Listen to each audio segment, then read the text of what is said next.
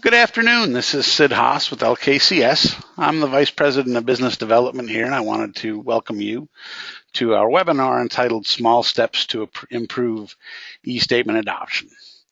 Thank you for attending today. For those of you not familiar with LKCS, I just wanted to let you know a little bit about the company. Since 1961, we've been meeting the needs of financial institutions nationwide.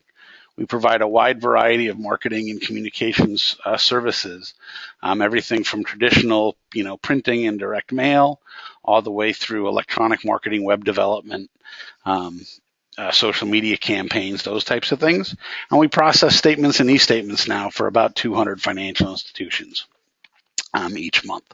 So that's a huge piece of our business, and we view statements just like any other marketing media. We have the opportunity to incorporate targeted marketing with our statements and e-statements. So to give you a little bit of background on the company. Today's presentation is going to focus on two areas. Primarily, we're going to focus on e-statement adoption and obviously how we get your current account holders to opt in for e-statements, and discussing ways that we see are successful at gaining, I guess, the share of e-statement adoption. And then we're also going to talk about e-statement marketing. Once you have those account holders signed up for e-statements, how can you market to them more effectively, through an electronic channel as opposed to a traditional statement? So we're going to discuss both of those opportunities. So the first step in improving e-statement adoption is what I call the pre-flight inspection. We have to really take a look at what you're doing, to obviously help you improve those adoption rates. So before I actually dive into some ideas for you, I'd really like to get an idea of what percentage of your account holders are currently enrolled in e-statements. So if you could just take a few seconds to click in on that poll on your screen. I'll share the results with everybody momentarily.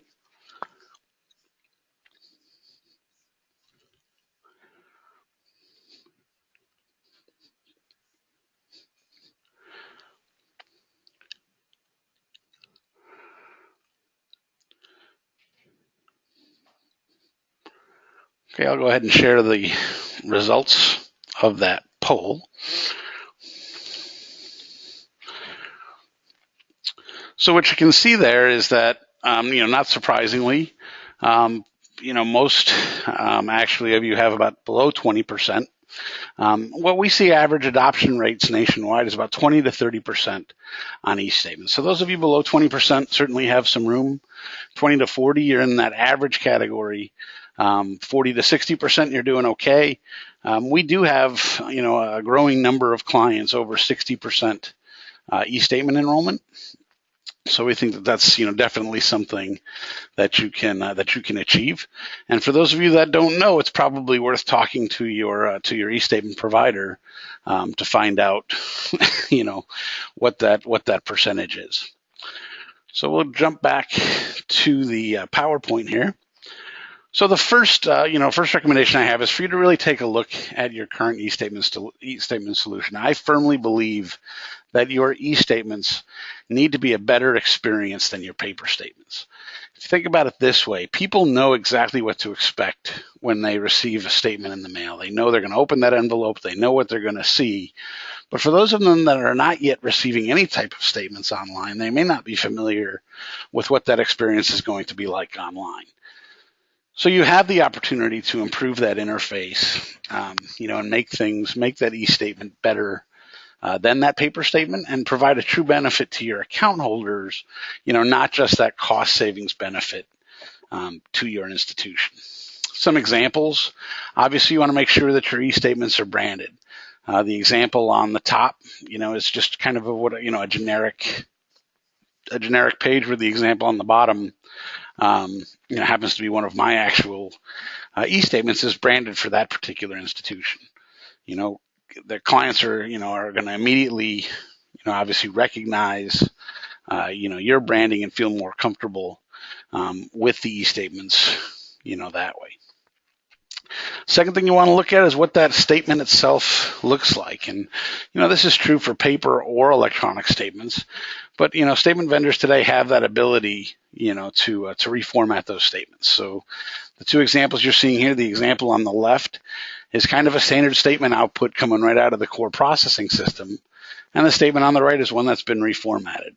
And obviously you can see which one's a little bit friendlier, easier to understand, for the account holder. With e-statements, we're seeing certainly the beginnings, I guess, of a switch from black and white printed statements to color. Costs are coming down. Color still costs more than black and white when it comes to paper statements. But with your electronic statement, that's not true. Color does not cost more, on an electronic statement where it would on a paper statement. When it comes to e-statements, you have the ability to display multiple document types. So not only can you present your regular account statements, you have the opportunity to present your daily notices, your credit card statements, your mortgage statements, your tax forms, any type of other document essentially that you're mailing out to your account holders. You have that ability to present electronically.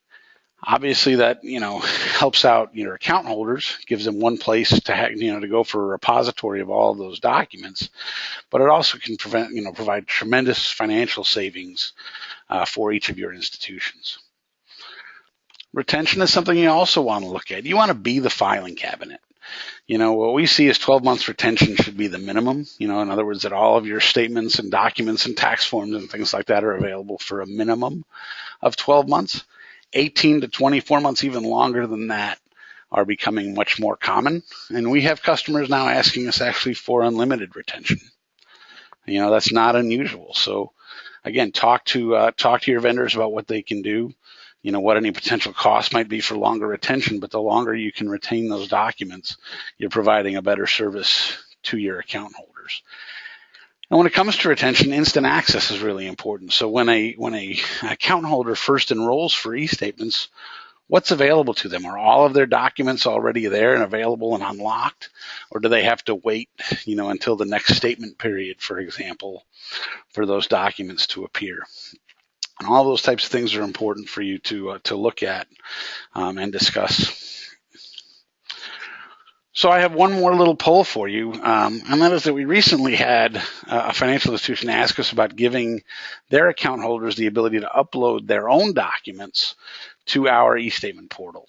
And I'm curious, before we, would build anything like this, I would like to get your opinion on whether you think, your account holders would see value in that type of service. So I'm going to go ahead and pull up that poll real quick. And if you wouldn't mind answering this one, because this one will help me a little bit.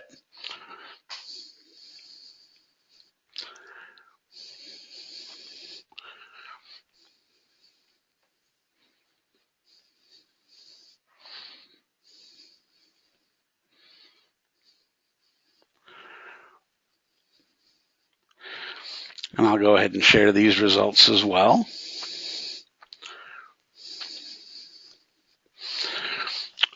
So interesting, 73% of you feel that it would be beneficial to your account holders. 50% feel that it would have to be free. So, that's good information for me. But thank you very much for your opinion. That I appreciate it very much.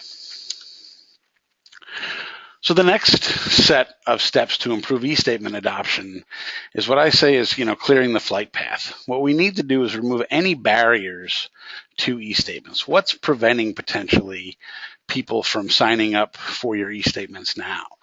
And, I've looked at a lot of e-statement solutions that are out there, and it's surprising how difficult some of the enrollment processes or procedures can be.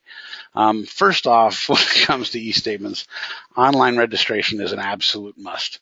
If you're still expecting people to fill out a form or come into the branch, to sign their name to a document, there's other ways to do that when it comes to e-statement enrollment. I can tell you with LKCS's e-statement solution, it's very, very easy. So at a maximum, members would be needing to put in their account number, the last 4 digits of their social, and set their password while they accept the disclosure. But with single sign-on and things like that, that's even less. So consider that home banking single sign-on. We have relationships, and other statement vendors do as well, with multiple home banking providers. That will enable your account holders to click one link and be immediately transitioned into the electronic statement platform where they can accept that disclosure and register. In that case, they don't need their account number. They don't need their password, set a password. They don't need any other information because they've already been authenticated through online banking. And surprisingly, I consider opt-out as a barrier to e-statements. Remember how I talked about the fact that, your account holders may not know what to expect when they opt in for e-statements, what that experience is going to be like. If you let your account holders know that they'll have that ability to revert back to a paper statement, you're going to ease a lot of their fears and get them to go ahead and opt in to receiving your e-statements. And then if they did have any issues, didn't like it, experienced some technical frustrations or anything like that, they would have that ability to revert to a printed statement. And with us, it's as simple as a checkbox. And again, other e-statement providers have similar functionality, but that's part of the education process when you're promoting e-statements, is to let people know, what, it's okay if you don't like it. You can still go back to a paper statement.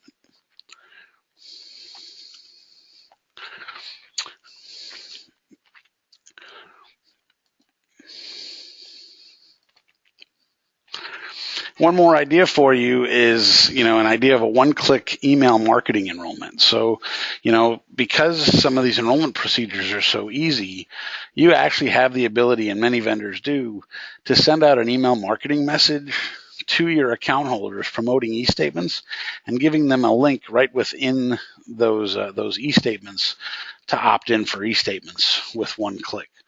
Depending on your compliance requirements, they may have to go to the website to, demonstrate that they can view a statement, but still right from that email, you're driving them into the enrollment process. It's a very, very easy thing to do, and it's, very effective and very inexpensive.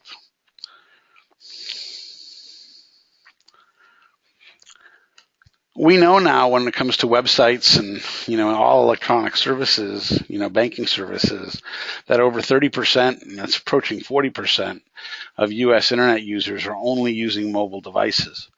Well, when it comes to e-statements, you want to make sure that your e-statement platform is mobile friendly.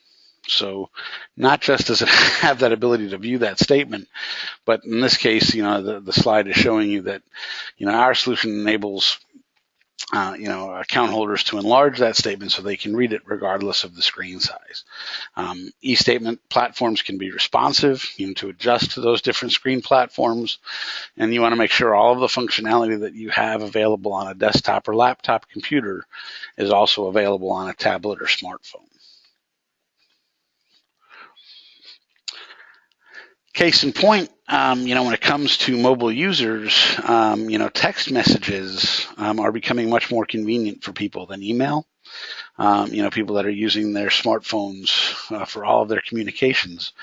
So you may want to look at, the potential of notifications when it comes to e-statements being sent out via text message. This is a screenshot from one of our clients' e-statement implementations, and they actually provide the ability, based on the type of document, certain types of notices, statements, tax forms, anything like that. Each account holder can specify whether they want to receive an email and or a text message based on the type of document that's posted for them. So again, just a way to, make things more convenient and easier for everyone receiving e-statements. When it comes to promoting e-statements themselves, there are several different messages that you can send in your marketing campaigns. The first one, and probably the most popular one that everybody knows, is, we can claim that e-statements are green and eco-friendly. And here's some, statistics for you, that If all U.S. households stopped receiving papers and bills, paper bills and statements, the latest numbers I saw were that 687,000 tons of paper would be saved every year. And the reason that we're using green and eco-friendly messaging to promote e-statements is that about a third of consumers tell us that they've switched to e-statements specifically to reduce their impact on the environment. And you can read the rest of these percentages on that slide, but I think it's important to note that women are more likely to say that environmental impact is extremely important in their banking decisions than men. But that's not the only thing to promote. Obviously e-statements are more secure than paper statements, especially when you look at identity theft and the fact that, identity thieves are routinely taking, bills and statements and invoices and things out of mailboxes. It's simply when it comes to e-statements, the fact that every vendor out there, is encrypting or should be encrypting their e-statements with a minimum of 128-bit security. When those statements are encrypted to that level, a brute force attack is literally impossible. Symantec shows that, on their website, that it will require 1 trillion years to use a brute force attack to break into a session. Hackers are attacking browsers and attacking software on the computer, but they're actually not, directly attacking the encryption standards because it's just impossible for them to do that. But these types of things are really important, for you to explain to your account holders. Encourage people to look at that lock symbol, and with the latest internet technologies and security certificates, you may want to consider for your e-statements to look and see if they're protected by what we call an extended validation certificate. When you're looking at a website in a browser and you see the entire browser bar or a portion of the browser bar, if you're using Chrome, turn green, it will actually identify the owner of that certificate, so you could actually have it identify the name of your institution right there, and encourage, and educate your account holders not only to look just for that lock symbol, but to look for that green browser bar and to look for your name in there. Again, just further verifying the fact that they're on the right site, and that it's fully encrypted and protecting their information. It really comes down to, protecting account numbers and usernames and passwords. It's the same thing for home banking. That's, your customers and members need to be using, the most secure passwords they can to protect their data. The actual internet technology is rock solid and very, very safe. Additional benefits obviously are faster delivery. We routinely see, requests from our clients and prospective clients that they expect their e-statements to be available either the same business day or the next business day after we receive a statement file. E-statements for a lot of vendors are typically posted before the first paper statement is even ever starting to print or insert. So, they're going to get their, days faster typically, than mail. So e-statements are available much sooner than traditional statements. They're obviously available from anywhere, so for account holders that travel, a lot, obviously there's a tremendous convenience with electronic documents as opposed to paper documents. And that account history that we've already talked about, is really important. The fact that, your account holders will know that they can go online at any time and see the last year or 2 years or 7 years or 10 years, of all of their documents from your institution, in one place. There's tremendous value there. And obviously e-statements are free. I'm not aware of any financial institutions charging for e-statements.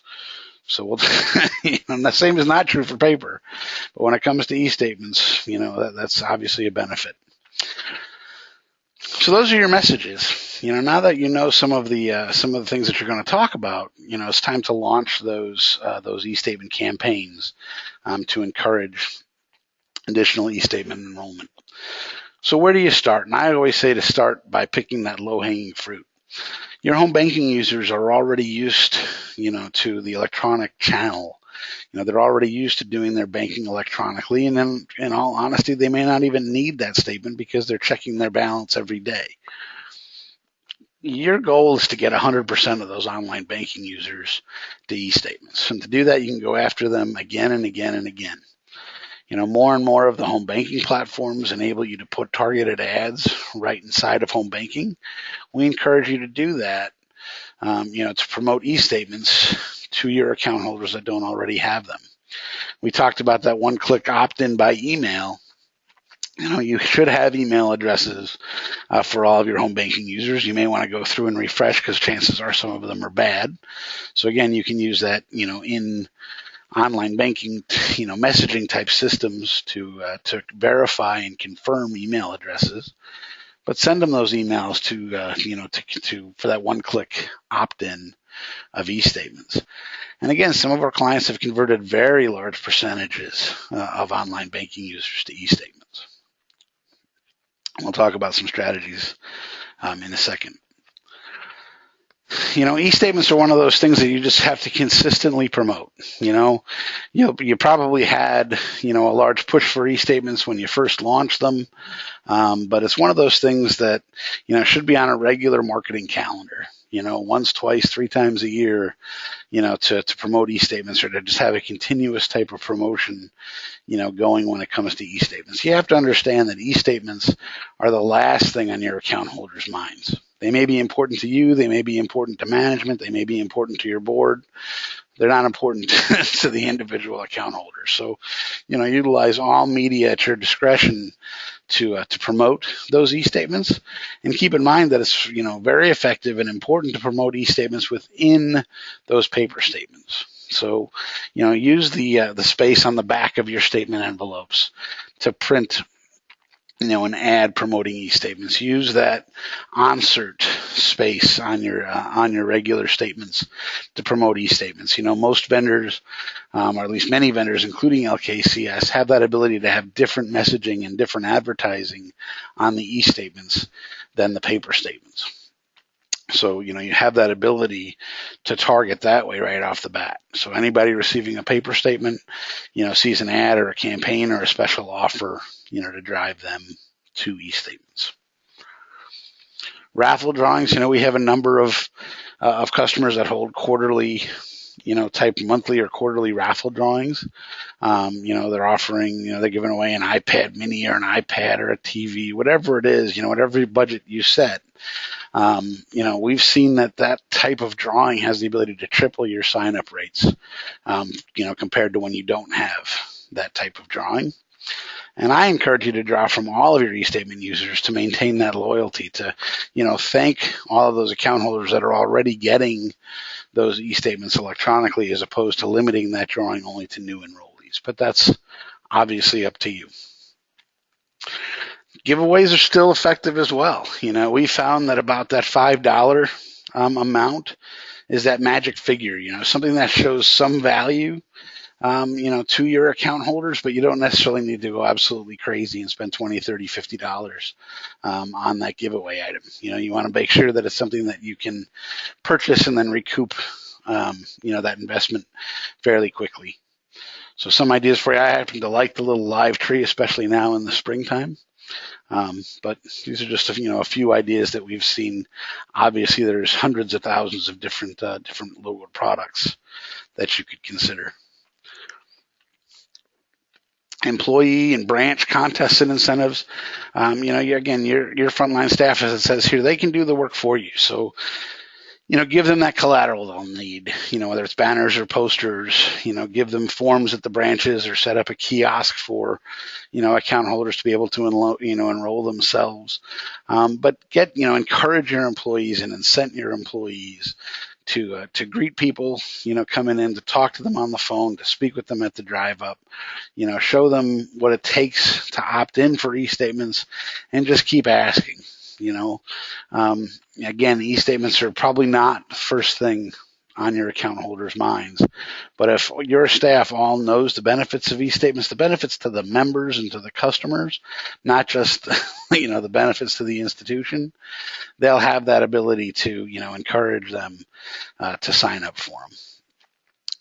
And then obviously those incentives, are going to give them the little push they need, and little contests between the branches and things can really do, work wonders driving that enrollment. When it comes to new account holders, when they're opening their first account, they don't ever need a paper statement. I don't know about most, but many of our customers, are changing policies so that, when you first open an account, you're already enrolling for e-statement, and they're going to specifically have to opt out of e-statements or tell them you don't want e-statements. But really, there's no reason to send them a paper statement right from the start. And, more and more, of our clients are designing some of their products to minimize fees or eliminate fees, by encouraging bundling of services, including e-statements. So, you opt in for e-statements and you're not paying this account fee or, whatever that is.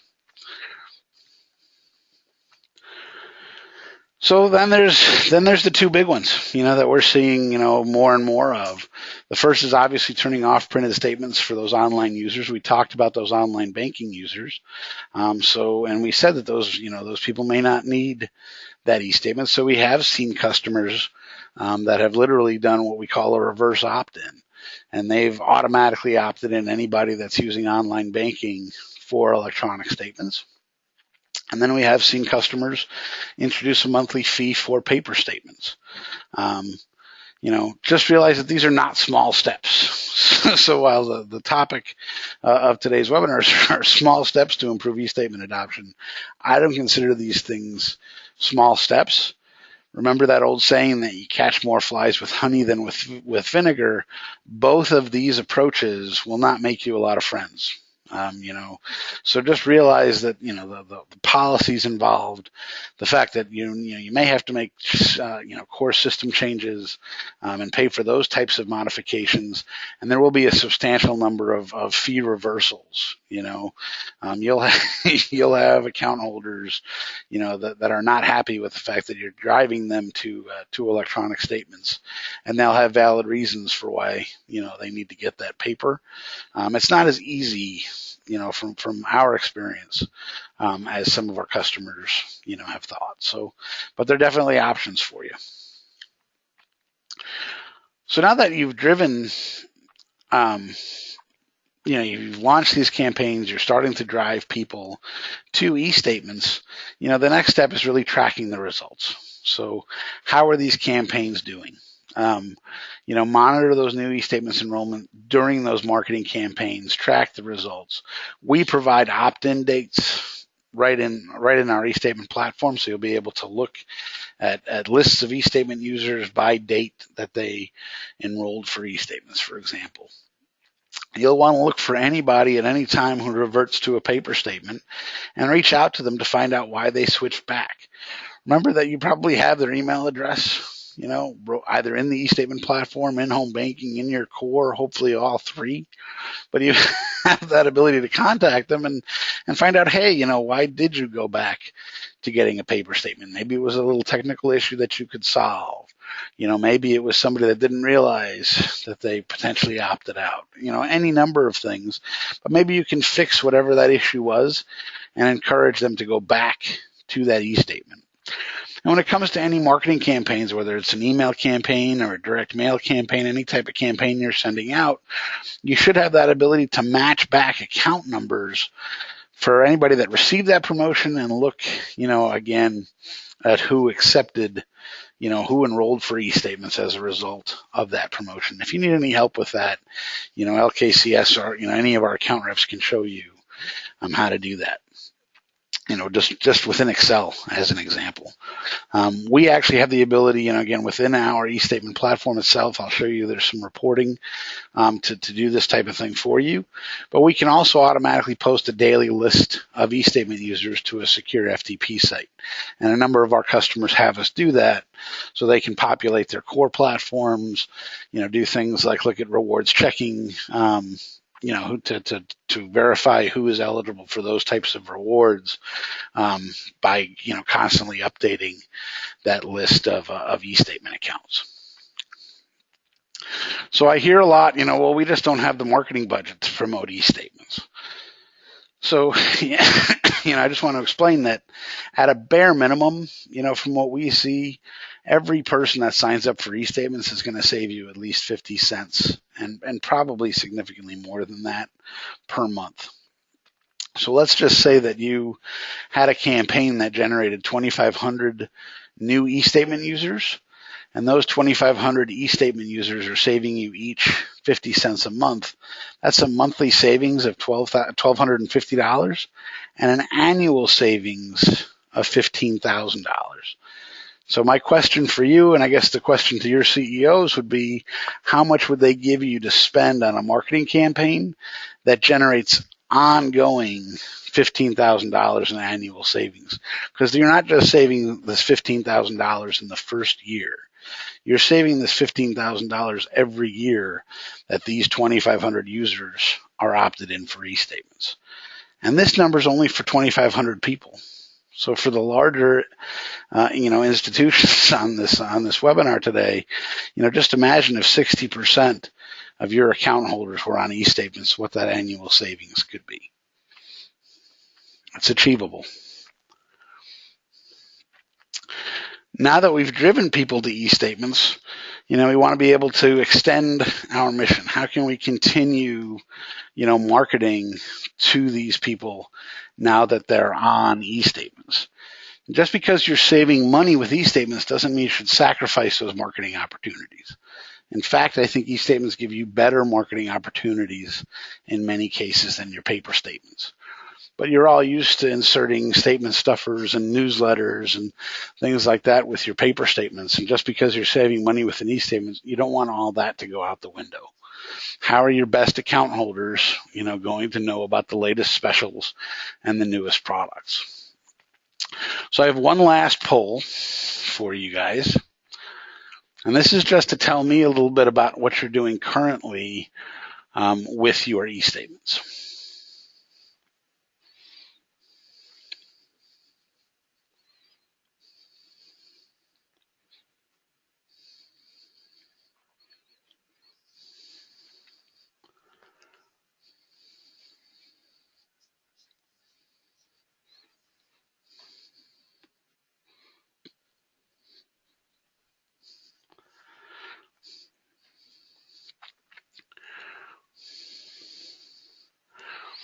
Give it another few seconds, then I will share the results of this poll.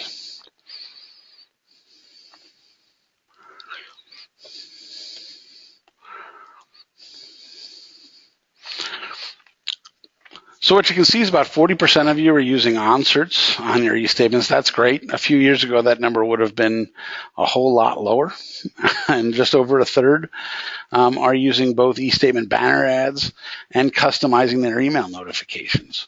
So that's also, really good. And we're going to talk about all of these options, obviously, but 16% of you are customizing those e-statement landing pages, and that's something we don't see very often. So, congrats to you. And the 5% that are using pop-up windows or popovers, that's awesome.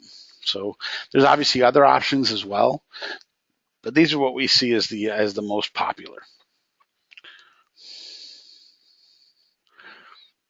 So banner ads on the e-statements, obviously these have the ability to link to web pages and PDFs and essentially replace that statement stuffer, or that newsletter that's going into the statement envelope. So these can link to web pages or PDFs.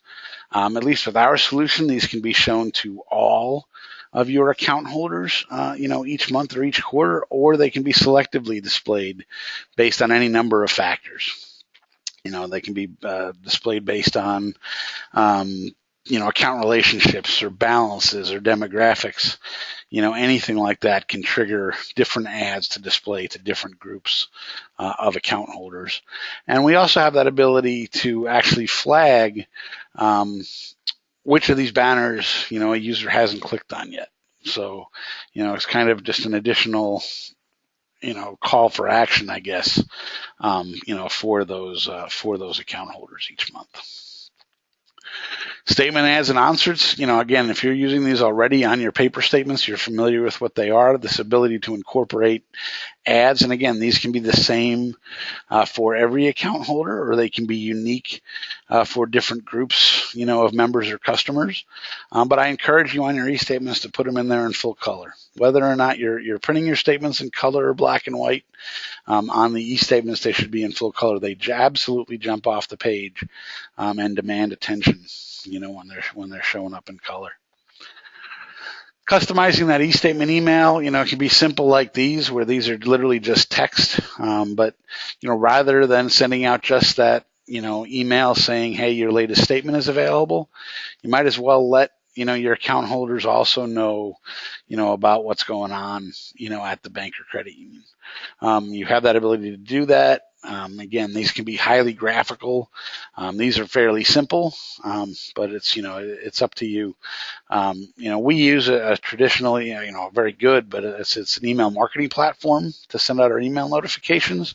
So we have the ability to customize these emails for each of our clients any way you'd like. So they can be as ornate and, and designed as you want them to be, or they can be, just text. You do have that ability, in a lot of e-statement platforms to customize that landing page. So in this case, rather than just simply providing a list of available documents, we can now, provide targeted, ads, with links and, everything like that to specific landing pages on your website, to online applications, all sorts of different things. So this is just one example, of what you can do, on that landing page. So even before those account holders look at their statement, you're promoting something, going on, at the institution. Obviously, you can incorporate video. More and more of our clients are spending some of their marketing dollars on video, and we're seeing video on websites and, on social media, and we're seeing, obviously, the popularity of that video. Well, incorporate these videos into your e-statements, into the landing pages and, and different things to obviously leverage that investment that you're making in video. And that popover idea that we had presented in the poll. So this is an example of a popover, just signing up for an email marketing newsletter. But this could also be used for any number of things, including compliance notifications. You have to verify that you've sent out an updated privacy policy or whatever it might be. They can't get past this screen without closing it. So they have to acknowledge that they've seen that announcement. Maybe you've made a change to a debit card policy, which, a number of our customers have done lately. Here's a great way to present those, and it's not particularly intrusive because that member can, our customer can obviously disclose that, make that popover go away and get back to what they were doing, but you can force them to see that message.